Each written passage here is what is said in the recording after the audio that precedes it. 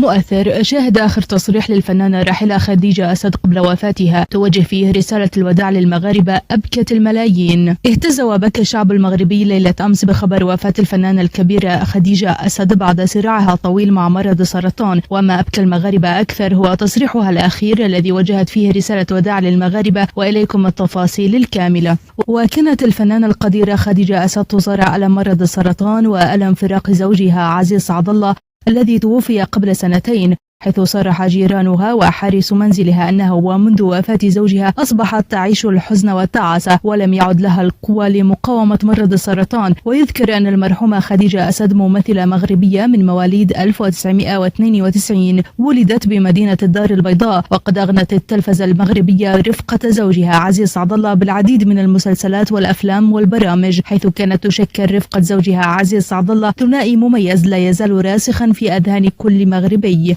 ولقد تفاجأ وحزن المغاربة قبل قليل لحظة الكشف عن آخر تصريح للفنانة الراحلة خديجة أسد قبل وفاتها، حيث وجهت رسالة الوداع وكشف تفاصيل غير متوقعة أبكت المغاربة، حيث وحسب الفيديو المتداول فإن الفنانة خديجة قبل رحيلها صرحت أنها كانت كل ليلة يأتيها زوجها في المنام ليخبرها أن موعد رحيلها اقترب، وأنه أخيرا سوف يجتمع هو وهي مع بعضهم كما كان الحال في الدنيا. وقالت أيضا: أشعر أن أيامي أصبحت معدودة في هذه الحياة، لهذا أود من الآن توديع إخوتي وأبناء المغاربة على حبهم لي وحبهم لي طيلة مسيرتي الفنية، وهذا ما أبكى وأحزن المغاربة.